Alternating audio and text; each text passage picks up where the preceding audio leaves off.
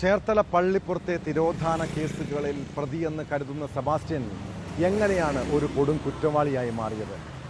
ഇയാളുടെ ക്രിമിനൽ പശ്ചാത്തലത്തിന് 4.5 പതിറ്റാണ്ട് മുൻപത്തെ ഒരു കഥ പറയാനുണ്ട്. അന്ന് അയാൾക്ക് പ്രായം വെറും 17. കുടുംബ പ്രശ്നത്തെ തുടർന്ന് പിതൃ സഹോദര പുത്രനായ സിബിയെ സെബാസ്റ്റ്യൻ ഭക്ഷണത്തിൽ വിഷം കലർത്തി കൊലപ്പെടുത്താൻ ശ്രമിച്ചു. നാടിനെ നടുക്കിയ തിരോധാന കേസുകളുടെ അന്വേഷണം നടക്കുന്നതിനിടെയാണ് ബന്ധുവായ സിബി ക്രൈംബ്രാഞ്ചിന് മൊഴി നൽകിയത്. അതേസമയം ബിന്ദു പത്മനാഭൻ തിരോധാന കേസിൽ ആദ്യം അന്വേഷണം നടത്തിയ ചേർത്തല പോലീസിനെതിരെ ഗുരുതര ആരോപണവുമായി ബിന്ദുവിൻ്റെ സഹോദരൻ രംഗത്തെത്തി. കേസിൽ വീഴ്ച വരുത്തിയ അന്വേഷണ സംഘം FIR പോലും രജിസ്റ്റർ ചെയ്യാൻ കാലതാമസം വരുത്തിയതായി പ്രവീൺ ആരോപിക്കുന്നു.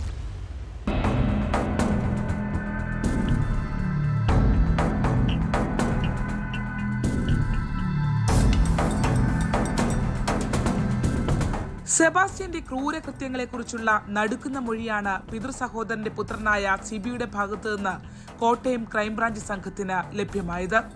വീട്ടിൽ വൈദ്യുതി കണക്ഷൻ എടുക്കുന്നതിനായി കമ്പി വലിക്കാൻ അനുവദിക്കാത്തതിനെ തുടർന്നായിരുന്നു പകപോക്കൽ.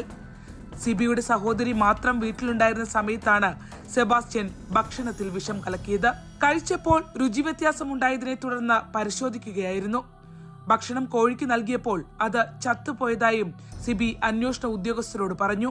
കഴിച്ചവർ ആശുപത്രിയിൽ ചികിത്സ തേടിയ ഘട്ടത്തിൽ എലിവിഷമാകാമെന്ന് ഡോക്ടർ പറയുകയായിരുന്നു.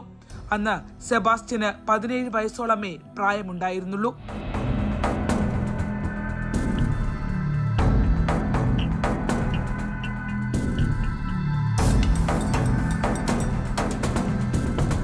അതേസമയം ബിന്ദു പത്മനാഭൻ തിരോധാന കേസിൽ DNA പരിശോധനയ്ക്കായുള്ള രക്തസാമ്പിൾ നൽകുന്നതിനായി ഇറ്റലിയിൽ നിന്ന് നാട്ടിലെത്തിയ ബിന്ദുവിന്റെ സഹോദരൻ പ്രവീൺ ചേർത്തല പോലീസിനെതിരെ ഗുരുതര ആരോപണം ഉന്നയിച്ചു.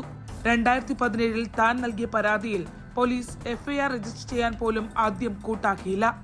ഇങ്ങനെ ഒരു അന്വേഷണമാണോ ഒരു സ്ത്രീയുടെ തിരോധാനത്തിൽ നടക്കേണ്ടതെന്ന് പ്രവീൺ ചോദിക്കുന്നു.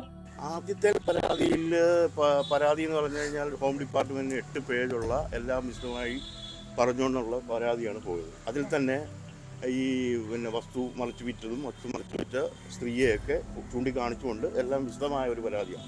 ആ പരാതിക്ക് FIR ഇടാൻ കാല സമയമെടുത്തു. ആ അന്വേഷണത്തിന് ഇച്ചിരി ലേറ്റ് വന്നു എന്നൊക്കെയുള്ള കാര്യങ്ങൾ ശരിയാണ്. ഇപ്പോഴുള്ള കാര്യങ്ങളല്ല ഞാൻ പറയുന്നത്. ഇത് ആദ്യം ഉണ്ടാകണമല്ലോ എന്ന് പറഞ്ഞാൽ ഒരു സ്ത്രീ മിസ്സിംഗ് കേസിൽ FIR ഇടാനൊക്കെ ഒരു ലേറ്റ്. സെബാസ്റ്റ്യൻ തന്റെയും സഹോദരി ബിന്ദുവിന്റെയും കയ്യിൽ നിന്ന് തട്ടിയെടുത്തത് 3 ഏക്കറോളം ഭൂമിയാണ്. ബന്ധുക്കളെയും തന്നെയും ബിന്ദു ജീവനോടെ ഉണ്ടെന്ന് ഇയാൾ തെറ്റിദ്ധരിപ്പിച്ചുകൊണ്ടേയിരുന്നു. 100% ഉണ്ടല്ലോ. എന്താണെന്ന് വെച്ചാൽ ബിന്ദു പത്മനാഭനെ കാണാതായി എന്ന് പറഞ്ഞ് വെറുതെ ഒരു പരാതിയല്ല ഞാൻ.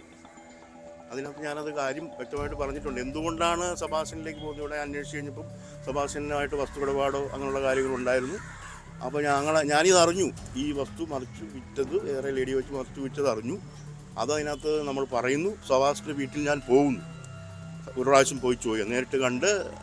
അത് പുള്ളി അതിന് സമയം തരാൻ തന്നെ 4 മാസം ഒന്ന് കാണാൻ സെബാസ്റ്റ്യൻ. അപ്പോൾ പല രീതിയിൽ പിന്നെ അവിടെ ചെന്ന് കഴിഞ്ഞ് പറയുന്ന കാര്യങ്ങൾ മുഴുവൻ ഒരു ലേഡി വരുന്നു.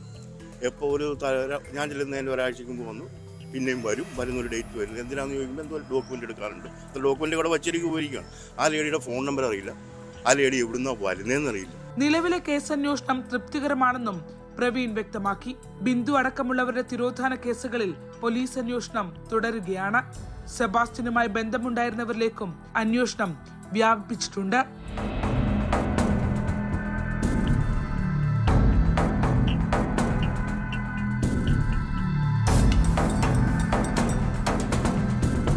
ശരണ്യ സ്നേഹജൻ, News 18, ആലപ്പുഴ.